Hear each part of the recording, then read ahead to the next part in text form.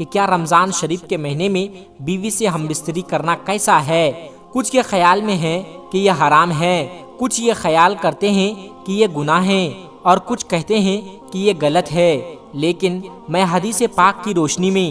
آپ کو بتا دوں کہ یہ جائز ہے، اور منع اس شرط کے ساتھ ہے کہ روزے کی حالت میں اللہ کے نبی حضرت محمد صلی اللہ علیہ وسلم نے ارشاد فرمایا کہ اپنی بیوی سے جمع نہ کرو، اس سے روزہ ٹوٹ جائے گا، بلکہ اس کو سخت گناہ بھی ہوگا۔ جس طرح سے کھانے پینے سے روکا جاتا ہے، اسی طرح بیوی کی خواہشات سے بھی پرہیز بالکل منع ہے۔ اب آپ کو بتاتے ہیں کہ روزے کے مہینے میں بیوی سے ہم بستری کرنے کے 3 بڑے فائدے۔ نمبر 1، اولاد نیک پیدا ہوتی ہے، کیونکہ رمضان شریف کے مہینے میں اللہ تبارک و تعالی اپنی خاص رحمت نازل فرماتا ہے، اور اس مہینے میں لوگ عبادت کرتے ہیں، نماز، روزہ اور اللہ کی عبادت میں مشغول رہتے ہیں، جس کی وجہ سے قلب روشن ہوتا ہے، قلب میں ایک نئی تازگی، ایمان میں ایک نئی حرارت بیدار ہوتی ہے، جس کی وجہ سے مرد اور عورت کے منی یعنی جس میں سے اللہ تبارک و تعالی ایک انسان کا وجود ظاہر کرتا ہے تو اس منی میں بھی نکھار پیدا کر دیتا ہے۔ دیکھیے، اللہ والے اور اللہ کے ولی جس کی اولادیں بھی نیک ہوا کرتی ہے تو اس کی وجہ صرف اور صرف اتنی ہے کہ یہ عبادت کرتے ہیں، جس کی وجہ سے ان کا قلب تو روشن ہوتا ہی ہے، ایمان ان کا ایک دم نورانی ہوتا ہے۔ اس کے علاوہ اللہ تبارک و تعالی اس کے منی کو بھی نکھار دیتا ہے، جس کے ذریعے ہونے والی اولاد نیک پیدا ہوتی ہے، اس میں نیک تاثرات پیدا فرما دیتا ہے، اچھے تاثرات پیدا ہوتے ہیں، جس کے ذریعے اولاد نیک پیدا ہوتے ہیں، تو عبادت کے ذریعے سے اس مخصوص پانی میں نکھار پیدا ہوتا ہے، تو اس لیے اولاد نیک پیدا ہونے کی کافی حد تک چانس رہتے ہیں۔ نمبر 2، دوسرا فائدہ یہ ہے کہ رمضان شریف کے مہینے میں ہم بستری کرنے سے یعنی کہ جمع کرنے سے شیطان کی شرارت سے میاں بیوی محفوظ رہتے ہیں۔ اب اس کا خلاصہ یہ ہے کہ رمضان کے علاوہ اور دنوں میں شیطان بیوی کے کمرے میں داخل ہو جاتا ہے، جہاں میاں بیوی اپنی خواہشات کو پورا کر رہے ہوتے ہیں، وہاں وہ داخل ہو جاتا ہے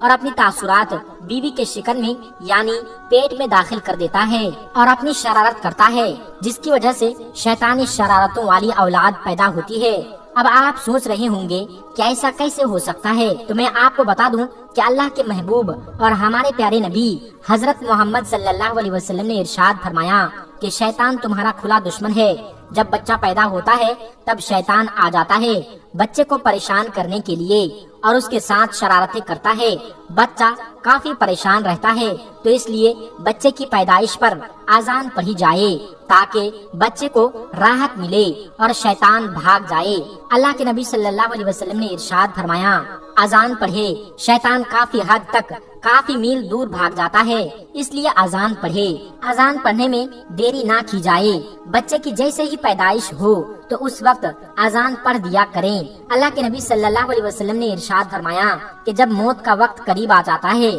تب بھی شیطان اپنی شرارت سے باز نہیں آتا، تب بھی وہاں آ جاتا ہے، تب بھی اس کو پریشان کرتا ہے تاکہ اس کی زبان سے کچھ کا کچھ نکلے اور کلمہ طیبہ زبان سے نہ نکل سکے۔ اس لیے وہاں پر جو موجود لوگ ہوتے ہیں تو وہ کلمہ شریف زور زور سے پڑھتے ہیں تاکہ مرنے والے کو کلمہ یاد آ جائے اور وہ بھی کلمہ پڑھ لے، اور جب انتقال ہو جاتا ہے تب بھی وہ پیچھا نہیں چھوڑتا، قبر میں بھی آ جاتا ہے، جس کو بہکانے کے لیے، پریشان کرنے کے لیے شرارتیں کرتا ہے تاکہ یہ سوالوں کے ٹھیک ٹھیک جواب نہ دے سکے۔ تو اللہ کے رسول صلی اللہ علیہ وسلم نے ارشاد فرمایا کہ اذان سے شیطان کافی حد تک، کافی میل تک دور بھاگ جاتا ہے، جس کی وجہ سے قبر میں اذان دی جاتی ہے اور مردے کو کافی راحت ملتی ہے۔ اور جب میاں بیوی ملاقات کرتے ہیں یعنی خصوصی ملاقات، تو اس دوران بھی شیطان اپنی شرارتوں سے باز نہیں آتا اور وہ آ جاتا ہے اور پریشان کرتا ہے اور اپنے تاثرات داخل کرنے کی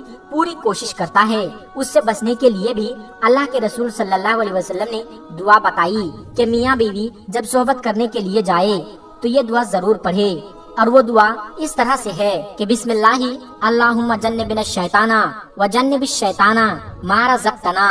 اور اس کا ترجمہ کچھ اس طرح ہے، اللہ کے نام سے شروع کرتا ہوں، اے اللہ ہم کو شیطان سے بچا اور جو اولاد ہمیں دے اس سے شیطان کو دور رکھ۔ دوستو، اس بات کا خلاصہ یہ ہے کہ شیطان رمضان کے علاوہ دنوں میں میاں بیوی کے درمیان حائل ہو جاتا ہے اور اپنی تاثرات چھوڑنے کی کوشش کرتا ہے، اس سے بچنے کے لیے ہر انسان کو یہ دعا پڑھنی چاہیے۔ اور رمضان کے مہینے میں ہم بستری کرنے سے نیک اولاد پیدا ہونے کی امید بڑھ جاتی ہے، کیونکہ اللہ کے پیارے نبی حضرت محمد صلی اللہ علیہ وسلم نے فرمایا کہ رمضان کے مہینے میں شیطان کو زنجیروں میں جکڑ دیا جاتا ہے۔ نمبر 3، رمضان شریف کے مہینے میں جماع کرنے سے 70 گنا ثواب عطا کیا جاتا ہے، کیونکہ اللہ کے نبی صلی اللہ علیہ وسلم نے ارشاد فرمایا کہ رمضان کے مہینے میں جب کوئی نیکی کی جاتی ہے یا برائی کی جاتی ہے تو دونوں کا بدلہ 70 گنا بڑھا دیا جاتا ہے، اور جماع کرنا ثواب ہے، کیونکہ اللہ کے نبی صلی اللہ علیہ وسلم نے ارشاد فرمایا ہے کہ ثواب دیا جاتا ہے۔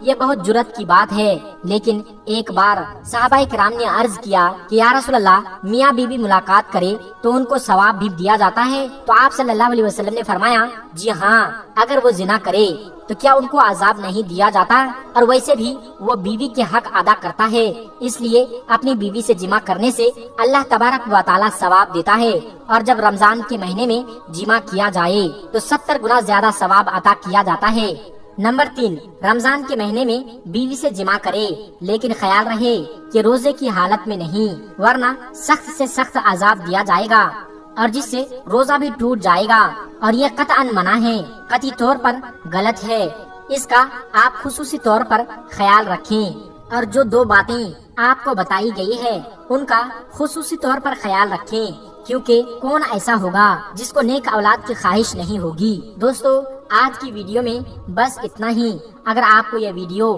ذرا بھی اچھی لگی ہو تو اس ویڈیو کو ایک لائک کریں، ہمارے چینل کو سبسکرائب ضرور کر لیجیے گا۔